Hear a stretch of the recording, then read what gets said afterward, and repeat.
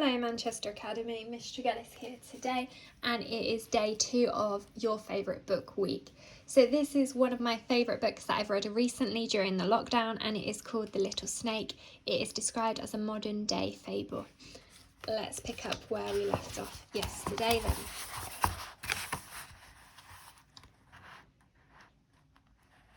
Mary did sneak a nubbin of cheese out of the larder for the snake, and fed him while he rode on the top of her satchel, peering about over her shoulder as she walked along in the frosty air all the way to school. Snakes do not go to school. Everything important in the world is written on the inside of our eggs. When we have finished reading and memorising what is written, we break our eggs and hatch. Really? Said Mary, as she strolled across the playground, feeling much less lonely than usual. Perhaps, said the snake, looking absolutely just like a snake and licking the interesting air very quickly, because it had so much to tell him. Several teachers looked straight at Lammo, but because a small girl never does have a golden snake calmly reclining on her satchel, they assumed they were looking at a strange kind of handle, or that their glasses were dirty, or that they were mistaken. None of the children spotted the snake because they were busy with each other and, as usual, had no time for Mary. While Mary sat in a number of classrooms and learned about the colours of money and the lengths of different silences and the average weight of heights, the snake nipped and slipped from classroom to classroom and explored. The snake found the school very odd. In one room, the teacher was telling the class, "You will see on the board of all of the answers for today's national test. You will spend this period copying down the answers onto your national test papers. If you have copied down the answers correctly, you will then be clever enough to take next week's national test." A small boy with ginger hair, who sat at the back of the classroom, put up his hand and asked, "But shouldn't we be learning things, like why the wind blows and which way is up and how to tie our shoelaces and what is love?" "No," said the teacher. "We should be proving that we are clever so that the national test assessors can assess us. And when we have been assessed, we can move on to our next assessment." The small boy with ginger hair, his name was Paul, then asked, "Why is there a golden snake lying along the front of your desk, pretending to be a ruler?" "It's true. Our friend Lammo was lying very still on the teacher's desk so that he could listen and find out how humans taught their young without the help of educational eggs." The teacher looked at her desk and, of course, could not see the wonderful snake, because wonderful snakes are not permitted on desks and do not form any part of national tests, and are therefore invisible. She was, however, puzzled and quiet for a moment, and had a chilly feeling in the pit of her stomach. While the teacher felt uneasy, the snake raised his slender and perfect head and looked directly at Paul. Paul gazed back into those two tiny eyes, red as bravery and sunsets and deep as chasms. The boy felt his heart beating flippity-pippity in his chest, and understood, because he was an extremely sensible boy, that something remarkable was happening, something educational, something he would have to remember. And the snake flickered his tongue out and tasted the teacher's bewilderment and the emptiness of the classroom and the dreaming of the children.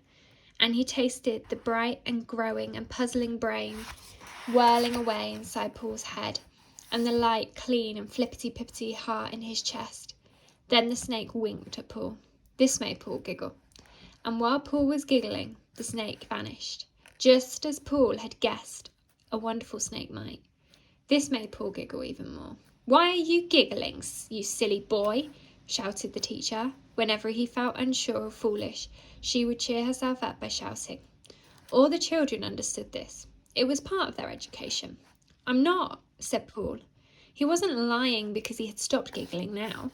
He said this with great certainty because suddenly he felt certain of all kinds of things and a little bit taller, and somehow his certainty made the teacher recall that she had to make sure the class copied down the national answers to the national questions exactly as they should, and so she left him be and did some more shouting.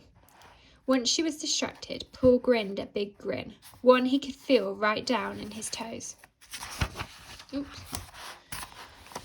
When it was time for the lunch break, all the children went out into the playground and played various games. Over by the fence, Paul surprised himself by scoring a goal in his football game, and near the outside of the measuring department, two little girls with very attractive curly blonde hair were skipping with their very attractive friends.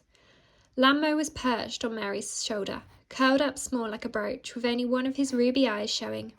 He wanted to learn about playing and what children were like when they were away from teachers and out in the wild. Mary, your school is a very strange place. Mary whispered to him out of the side of her mouth. I think it's quite a normal kind of school, really.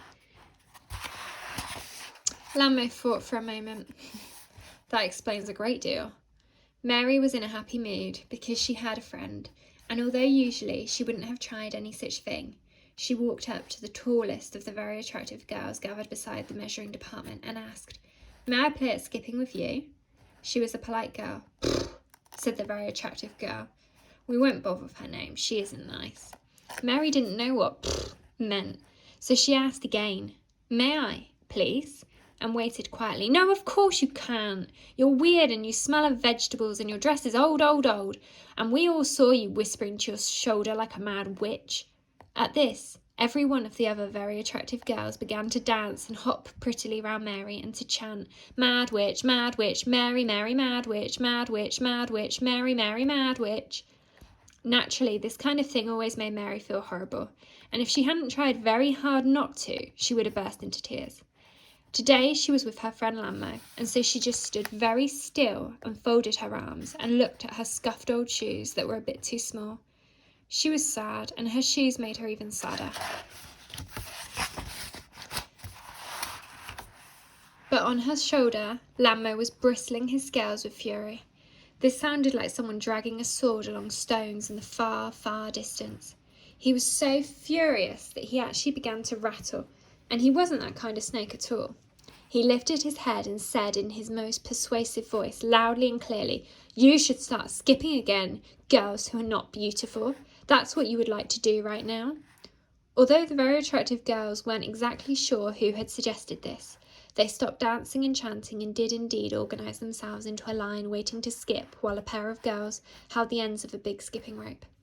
Except, of course, they were not holding the ends of a big skipping rope, because the snake had rushed down from Mary's shoulder and grown into an extremely long and flexible shape, and he had made sure that he appeared to be a much more persuasive rope than the real rope, because sometimes magnificent lies are much easier to believe than boring truths. The girls had duly picked him up and now began to swing him back and forth and round and to leap across him. He found this rather delightful, and, as Mary watched, he glittered and glistened in the winter sunlight and flickered his tongue while he gathered up news of how mean and tiny the very attractive girls were inside. This made Mary laugh and clap her hands together. Now, skipping over a snake is a strange game and has special rules. It makes odd things happen, without in any way meaning to. The very attractive girls found that they were skipping faster and faster and faster. Their tiny shapely feet were kicking and stepping in ways that they never had, and the arms of the very attractive girls who were turning what they thought was a rope were impossible to see clearly anymore, because their arms were swirling round so high and low and terribly quickly. The snake shone and chuckled as the very attractive girls' arms and legs and body jumped and flapped and twirled and windmilled, and they all grew hot and tired and worried. But then, the very attractive girls became scared. Mary saw their very attractive faces change, and although it pleased her a tiny bit that they were unhappy, she also felt sorry for them. Lammo, perhaps you should stop now. But the snake was having too much fun. He was also still furious. Slowly, everyone in the playground stopped what they were doing and stared in amazement at the huge, strange, glittering, blurring shape which the pouting girls and the lashing snake now made. Even Paul stopped running around with his jumper pulled over his head because he had scored yet another goal, which made 3. So I'm going to pause there today, come back tomorrow for the next instalment.